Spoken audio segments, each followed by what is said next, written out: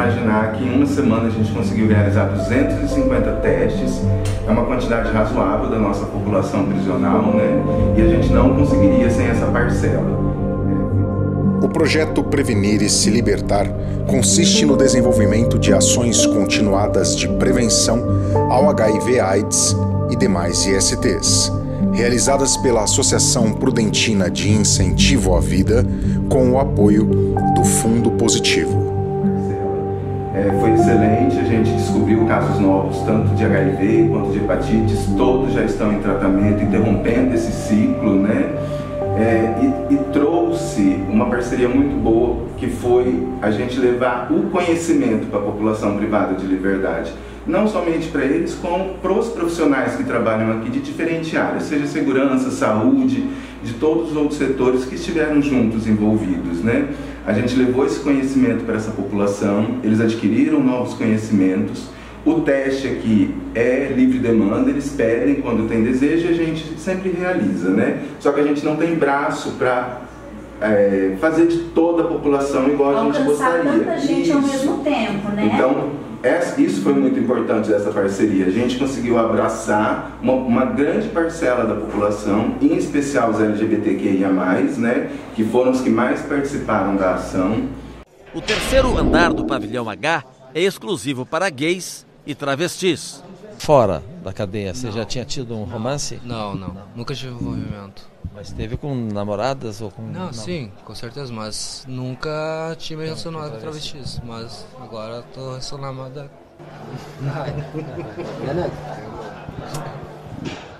Eu tive que estender meu casaco aqui pra secar, entendeu? Porque a gente não tem varal. E arrebentou e caiu lá embaixo, lá, ó. Aquele ali, ó, tá vendo?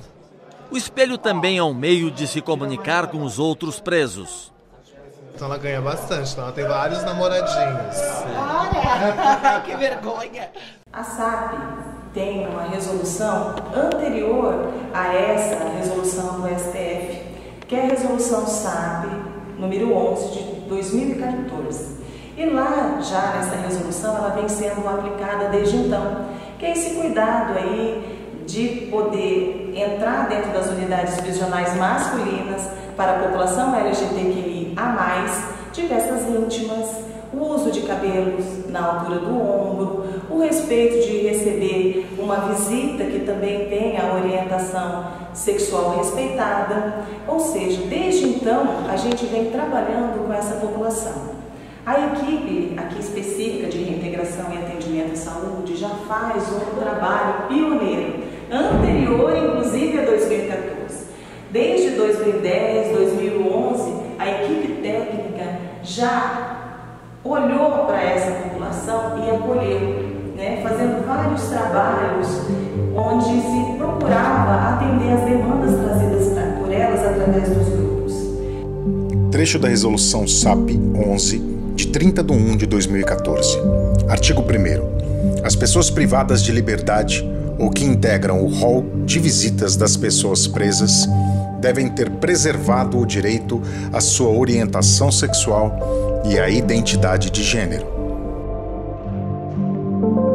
Parágrafo 1º. Fica assegurado às travestis e transexuais o uso de peças íntimas, feminina ou masculina, conforme seu gênero. Parágrafo 2º. Às travestis e transexuais femininas é facultada a manutenção do cabelo na altura dos ombros. Parágrafo 3º. A aplicação das medidas acima devem observar os critérios de segurança e disciplina, considerando as particularidades de cada estabelecimento prisional. Fazer esse acolhimento. São feitas entrevistas individuais, né, através dos profissionais que ali atuam na área de inclusão, especificamente sobre vínculo familiar, né, orientação sexual, se é da vontade do sentenciado ou sentenciada, ou prenome social, né, escolaridade, profissional, que área de trabalho ele atua, né, se existe algo específico que ele já faça na sua vida pós-cárcere, antes cárcere, né, se já tem uma formação. Quadro de saúde, né, se toma algum remédio controlado, se existe alguma comorbidade, que esses profissionais já fazem essa triagem e já encaminham, né, para o setor se necessário, apesar de existir uma consulta, né, de inclusão, um atendimento de inclusão da equipe de saúde, mas na inclusão do sentenciado o pessoal já procura ver se tem algo que necessita, que não dê para esperar esse atendimento da saúde. Quando a gente começou a organizar o trabalho, nós fizemos grupos com representantes de cada célula para falar do trabalho e, para nossa surpresa, foi um boom de nomes para participar.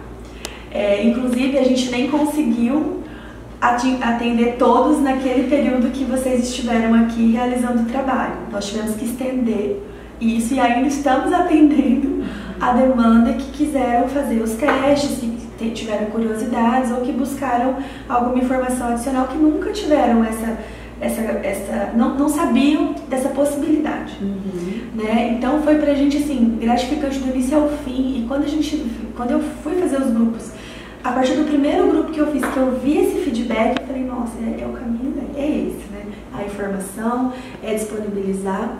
Hoje a gente vive na unidade um momento muito bom com relação ao acompanhamento quando identificado no IST. A gente tem a telemedicina na unidade e infectologia, nosso campeão, que a gente usa muito esse serviço. Então a gente não tem fila de espera para aquele paciente que foi diagnosticado e fazer o acompanhamento correto. Foi um processo longo, um processo bem difícil. Uma por ser um sistema prisional, então a segurança, eles têm os critérios deles e o porquê antes eles barravam determinadas coisas, como o preservativo mesmo, ele era barrado em algumas situações.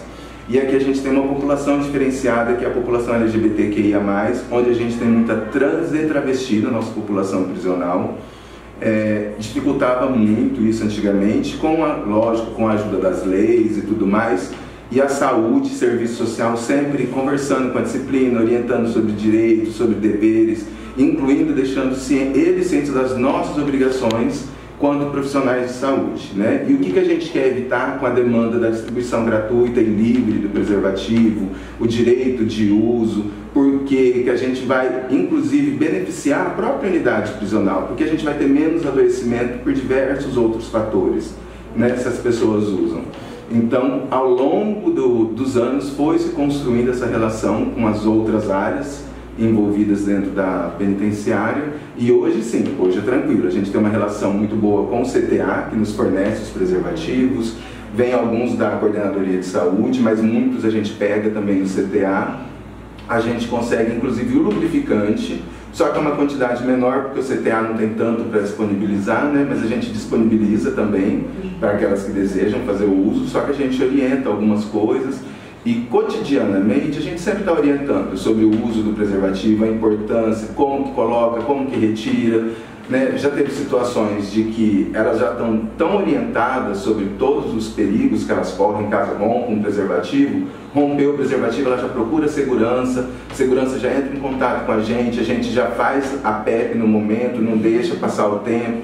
Então a gente tem todos esses protocolos e hoje está tudo muito bem alinhado com todo mundo. Final de semana não tem ninguém da saúde aqui, a gente funciona de segunda a sexta. Suponhamos que aconteceu num sábado, como já houve de acontecer um rompimento de preservativo. Como a gente está tão alinhado, conversou com a segurança já levou para a UPA, já fez os testes, já iniciou a PEP, quando voltou para nós na segunda que a gente tomou conhecimento, a gente deu continuidade. Ela conta que na rua também foi vítima de discriminação e violência. Em casa, na infância, a agressão veio do pai. Quando você assumiu a sua homossexualidade, o que aconteceu na sua família? Quando eu estava fazendo macarrão no fogão a lenha para ele, ele foi, quando a água estava bem quente com azeite, ele foi e me escaldou das nádegas para baixo. Quantos dias do hospital? Eu fiquei 45 dias. Queimadura? Com queimadura. Você ficou com esse trauma mesmo? Fiquei muito.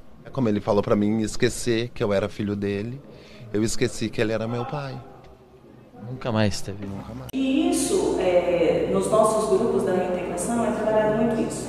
Que ele é formado por assistentes sociais, psicólogos, e que fazem esse trabalho de pertencimento, de valorização e de que são importantes e devem ser respeitadas na sua condição de orientação sexual principalmente. E que isso não tira delas o direito a conquistar esses novos projetos, a conquistar uma família, a conquistar um espaço social, que a gente sabe que a gente tem uma sociedade e que o olhar ainda é machista sobre toda essa situação, mas entender, olha, a minha orientação sexual é essa, eu quero ser respeitada no jeito de vestir, no jeito de olhar, no meu cabelo comprido. Algumas vezes a gente atende algumas trans e elas falam, meu cabelo é minha dignidade, eu gosto do meu cabelo comprido. Isso traz para mim um impacto muito importante, porque isso me identifica.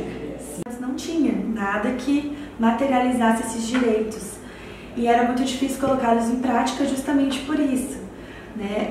É uma unidade totalitária, o regime é totalitário, então a gente é regido por leis. Então, se não tiver previsto, é muito difícil colocar em prática isso apenas com relação à percepção, à empatia e tudo mais.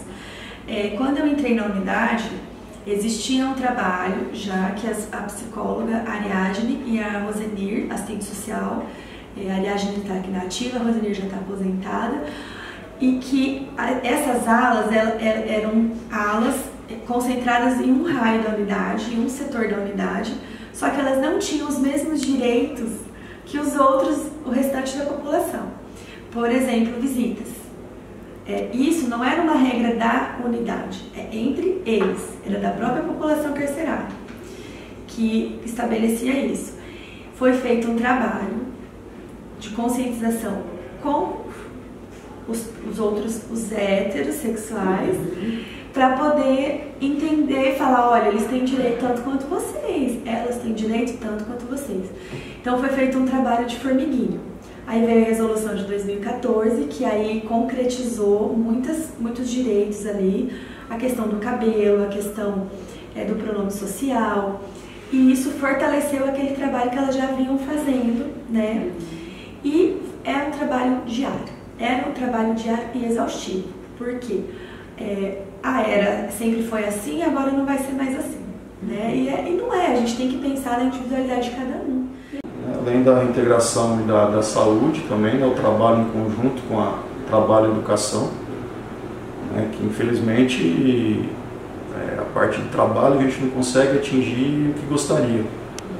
A gente procura nos atendimentos alocar essa pessoa que procura uma atividade se não tem uma formação. Procurar, existe hoje, infelizmente, ainda muitos sentenciados que não têm o estudo básico. E às vezes passaram uma vida inteira dentro do sistema. A gente procura fazer esse trabalho de conscientização para que ele procure, pelo menos essa formação enquanto está no cárcere, para que dê uma oportunidade, vamos dizer assim, um início novamente lá fora, para que pense diferente quando ele voltar ao convívio social. Que a vida tem um significado diferente. Exatamente. Quando estiver lá fora, né? Trabalhamos bastante com os cursos, que a própria FUNASP nos oferece, os cursos PET, formação. Então a gente faz um trabalho efetivo nessa área também, para que possamos ajudar aí um futuro melhor para a vida pós-cárcere. O projeto alcança diretamente 600 pessoas privadas de liberdade, focando no público LGBTQIA+, sem excluir, no entanto, a participação de outras pessoas na mesma condição de cárcere. A gente tem a equipe dos diretores que sempre facilitam o nosso trabalho aqui, a gente não tem problema e isso também é um facilitador. A gente tem uma equipe de um modo geral, o diretor-geral, a equipe de segurança e todos os agentes de segurança também nos apoiam com isso. Então, porque para que isso aconteça, a equipe tem que ser unida. Tem que ter.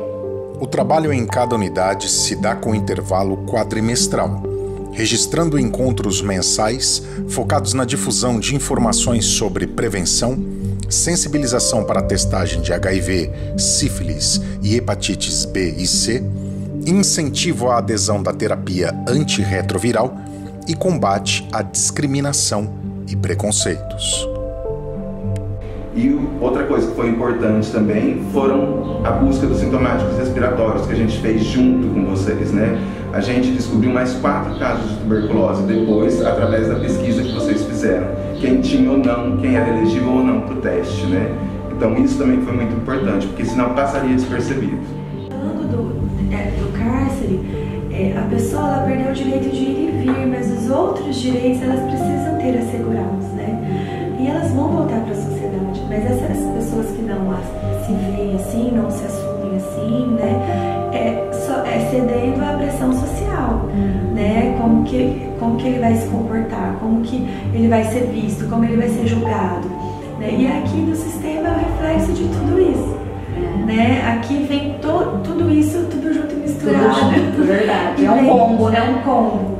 E aí existe também aquela questão do preconceito da sociedade com a pessoa presa, né? Aí você entende que essa população ela é marginalizada por marginalizada, porque ela já é marginalizada por ser presa e é marginalizada pela orientação sexual.